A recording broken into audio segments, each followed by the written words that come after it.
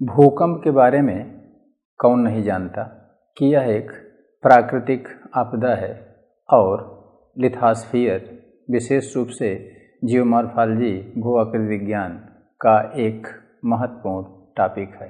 तो आइए हम लोग आज अर्थक्वेक भूकंप पढ़ते हैं, जिसको वैज्ञानिक रूप से सेस्मोलॉजी या भूकंप विज्ञान कहा जाता है। भूकंप आता क्यों है, इसके कारणों को समझने के पहले हमको ये जानने की ज़रूरत है कि भूकंप होता क्या है। जैसे यदि आप किसी टेबल पर बैठे हैं और नीचे कोई जानवर, बिल्ली, कुत्ता उसके पावे को टच कर दे और आपको आभास हो जाए कि कोई टच कर रहा है, बस यही आभास ही भूकंप है। यह टेबल कंप है, लेकिन लंबे पैमाने पर पृथ्वी की पपड़ी जब कम जाती है तो उसको भूकंप कहते हैं। और यह कंपन इलास्टिक एनर्जी, प्रत्यास्थ ऊर्जा के द्वारा प्रोपोगेटिंग वेव्स, प्रगामी तरंगों के रूप में आगे बढ़ता है। तो भूकंप की शुरुआत कहाँ से होती है, हमको जानने की ज़रूरत है कि यह इलास्टिक एनर्जी हमारे पृथ्वी में वहाँ से शुरू होगी जहाँ कोई डिस्टर्बेंस होगा। पृथ्वी में डिस्टर्बेंस कहाँ हो रहा है, वो स्थान है पृथ्वी के अंदर ही कहीं, जिसका कारण आंतरिक बल, इंडोजेनिक फोर्स है, और वह स्थान कहलाता है फोकस या हाइपोसेंटर। इसलिए भूकंप की परिभाषा में वह प्रत्यास्थ ऊर्जा, इलास्टिक एनर्जी जो फोकस या हाइपोसेंटर से शुरू होती है, ये फोकस और हाइपोसेंटर सतह के नीचे होता है, हमको दिखता नहीं है। कुछ सामान्य गहराई के फोकस होते हैं और उनकी गहराई 100 किलोमीटर तथा कुछ डीप फोकस होते हैं 300 से 700 किलोमीटर गहरे पृथ्वी की सतह से। तो वहाँ से चलने वाली वह प्रत्यास्थ ऊर्जा पहुँचती कहाँ पर है, पृथ्वी की सतह पर। वह बिंदु जो फोकस के ठीक ऊपर होता है उसको एपीसेंटर कहा जाता है, और एपीसेंटर के ठीक अपोजिट जो पॉइंट होता है उसको एंटीपोड कहा जाता है। उदाहरण के लिए ग्लोब के यहाँ पर अगर इस स्थान के ठीक नीचे 300 किलोमीटर पर फोकस या हाइपोसेंटर डेवलप हुआ है, तो सबसे पहली भूकंपीय तरंग यहाँ एपीसेंटर पाएगी, और उसके बाद 21 मिनट बाद इस बिंदु के ठीक अपोजिट एंटीपोड पर 21 मिनट के बाद आएगी।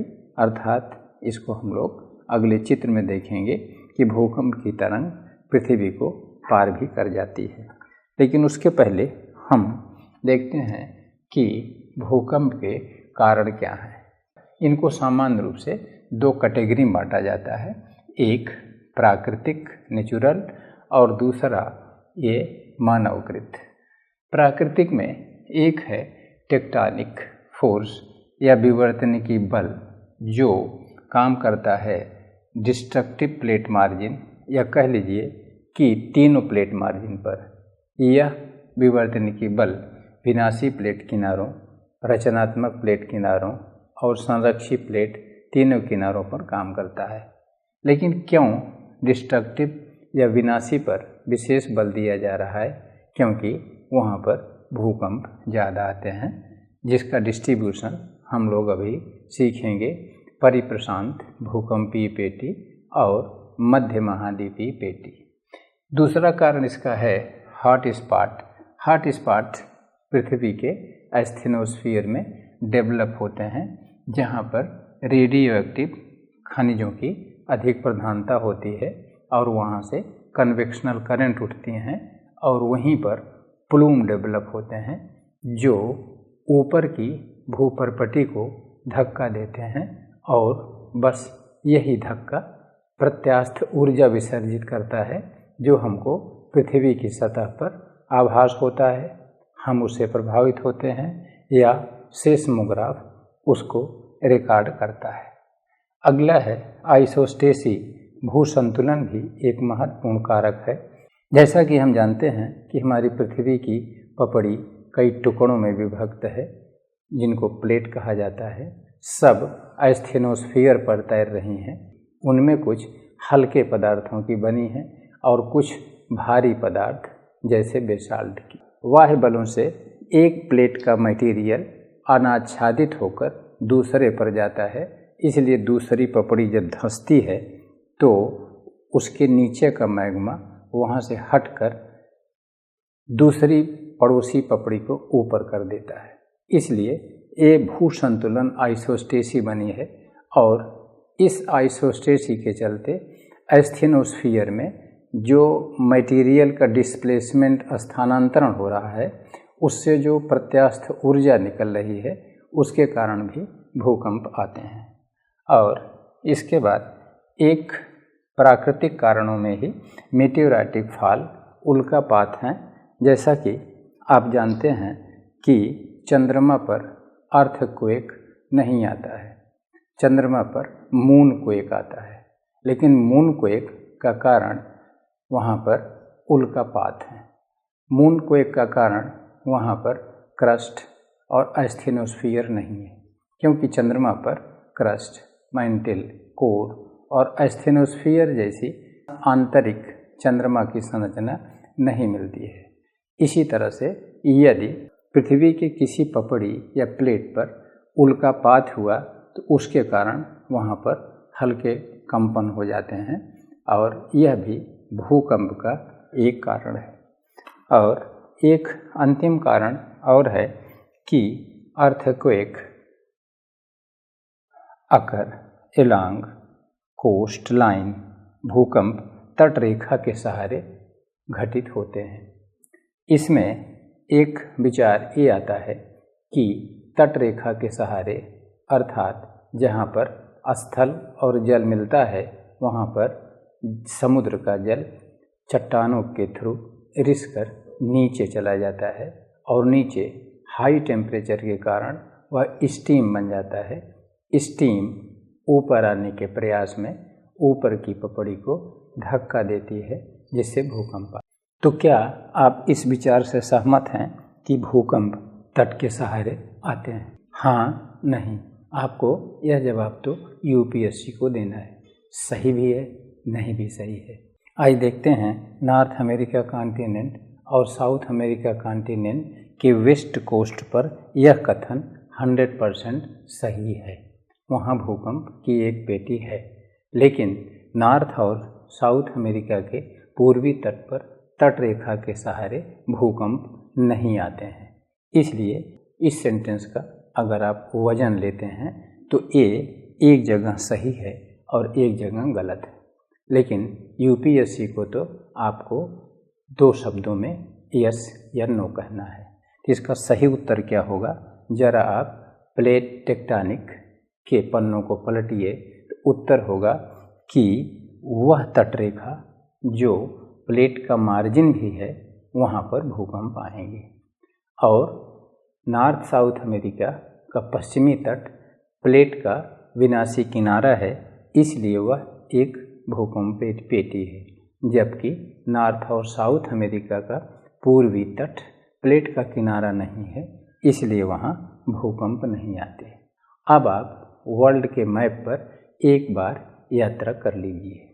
बताइए, यूरेशिया कॉन्टिनेंट के पूरब में तटरेखा के सहारे भूकंप आएगा कि नहीं? हाँ। कारण तटरेखा नहीं, कारण प्लेट का विनाशी किनारा। फिर आप बताइए, यूरोप के पश्चिम तट के सहारे भूकंप आएगा कि नहीं? नहीं। क्यों? प्लेट का कोई किनारा नहीं। आप बताइए, अफ्रीका महाद्वीप के चारों तरफ तट के सहारे भूकंप आएगा कि नहीं? नहीं। क्यों? क्योंकि प्लेट का मार्जिन नहीं है। इसी तरह से इंडिया में, ऑस्ट्रेलिया में और दुनिया में आप 5 मिनट वर्ल्ड के मैप पर इस सेंटेंस को लेके निगाह एक बार दौड़ा लीजिएगा, क्योंकि अब यूपीएससी कुछ ऐसे ही प्रश्न पूछ रहा है। तो ये सब रहे प्राकृतिक कारक भूकंप के, लेकिन प्रकृति अगर इस तरह से उपद्रव मचा रही है तो मानव ही कहाँ शांत है। वह भी जवाबी कव्वाल कर रहा है आइए देखते हैं मानवकृत कारकों में, जिसको एंथ्रोपोजेनिक कारक, मानवकृत कारक कहा जाता है। ये सब के सब कारक एक तरह से मानव द्वारा पृथ्वी के अंतराल में हस्तक्षेप है। मानव पृथ्वी की सतह पर भूदृश्यों में परिवर्तन कर रहा है, हस्तक्षेप कर रहा है, लेकिन अंदर भी उसकी जहाँ तक चल रही है, देखिए कितना हस्तक्षेप कर रहा है। देखिए, ए रिजर्वायर एट फॉल्ट लाइन, भ्रंश के सहारे, भ्रंश इस पृथ्वी पर जितनी नदियाँ बहती हैं ज़्यादातर वो भ्रंशों के सहारे बहती हैं। जैसे भारत में महानदी गोदावरी, कृष्णा, कावेरी, जिसको हम इंडिया के मैप पर पढ़ेंगे। और इसी तरह से कोयना नदी है, वो कोयना भ्रंश है, और उसी भ्रंश में भ्रंश के सहारे बहने वाली नदी पर एक कोयना रिजर्वायर बना दिया गया है। और जब बरसात वहाँ ज़्यादा होती है, पानी ज़्यादा हो जाता है, तो हाइड्रोस्टैटिक प्रेशर के कारण, द्रवस्थैतिक दाब के कारण वहाँ भूकंप आ जाते हैं। जैसे कोयना में 1967 में भूकंप आया, जो रिक्टर स्केल पर 6 से भी अधिक था और बहुत ही विनाशकारी था। ऐसे बहुत सारे उदाहरण पड़े हैं, लेकिन हम लोगों को इससे नसीहत लेनी चाहिए कि नदियाँ तो भ्रंश में बहती हैं, लेकिन उन्हीं भ्रंशों पर हम डैम और रिजर्वायर न बनाएं। दूसरा कारक है मानवीय कारक for oil drilling, injection of water. जैसे कहीं से पेट्रोलियम निकाला जा रहा है आधा स्तरीय संरचना से, तो पूरा पेट्रोलियम निकालने के लिए हम कृत्रिम रूप से पानी का इंजेक्शन डालते हैं। जब पानी इंजेक्ट करते हैं तो पानी के दबाव से वह पेट्रोलियम वहाँ इकट्ठा हो जाता है जहाँ से हमको ड्रिल आउट करना है। तो पेट्रोलियम को इकट्ठा करके हम निकाल तो लेते हैं, लेकिन जो पानी हमने इंजेक्ट किया है उसको नहीं निकाल पाते, वो उसी में रख जाता है। फिर भूतापीय ऊर्जा के प्रभाव से वह पानी गर्म होकर स्टीम बनकर और ऊपर की चट्टानों को पुश करता है, जिसके कारण भूकंप के धक्के आते हैं। ऐसे उदाहरण पश्चिमी यूरोपीय देशों और यूएसए में देखे गए हैं। इसी तरह से discharge of liquid effluent in subsurface structure, जैसे संयुक्त राज्य अमेरिका युद्धास्त्र वीपन्स वारहेड्स बनाता है, आर्सेनल्स उसके हैं, तो उससे निकला हुआ कचरा जिसमें रेडियो एक्टिव मिनरल अधिक होते हैं जो पर्यावरण को हानि पहुंचा सकते हैं, तो हमारे वैज्ञानिक उसको सब स्ट्रक्चर आधा संरचना माने 100-150 मीटर के नीचे इंजेक्ट कर देते हैं। ऐसा कार्य हुआ है संयुक्त राज्य अमेरिका में, और वहाँ पर अपलेशियन के इर्द गिर्द इस तरह से जो कचरा है उसको डाल दिया गया। परिणाम क्या हुआ कि उससे हल्का भूकंप आया, मानवकृत एंथ्रोपोजेनिक, और उसके फलस्वरूप एक वहाँ का सबसे पुराना पर्वत अपलेशियन भी भूकंप से प्रभावित हो गया। लेकिन हमारा साइंटिस्ट कहीं न कहीं अपनी कमजोरी को छुपाने का प्रयास कर रहा है, लेकिन प्रकृति उसको बर्दाश्त नहीं कर पा रही है। और इसी तरह से ये आपके सबमरीन न्यूक्लियर टेस्ट होते हैं और आधा समुद्री परमाणु परीक्षण। कुछ परमाणु परीक्षण सतह के नीचे किए जाते हैं, कुछ समुद्र के नीचे। इसका एग्जाम्पल फ्रांस ने किया, जो कि उसका एक मुरुरोवा एटाल है, साउथ पैसिफिक ओशन में, साउथ अमेरिका के पश्चिम में। परिणाम क्या हुआ कि उस आधा समुद्री परीक्षण से इतना तेज भूकंप का झटका लगा जिससे उस एटाल में क्रैक्स डेवलप हो गए। तो इस तरह से हम भूकंप को प्रभावित करने वाले कारकों को दो कैटेगरी में रख सकते हैं, एक प्राकृतिक और एक मानवकृत।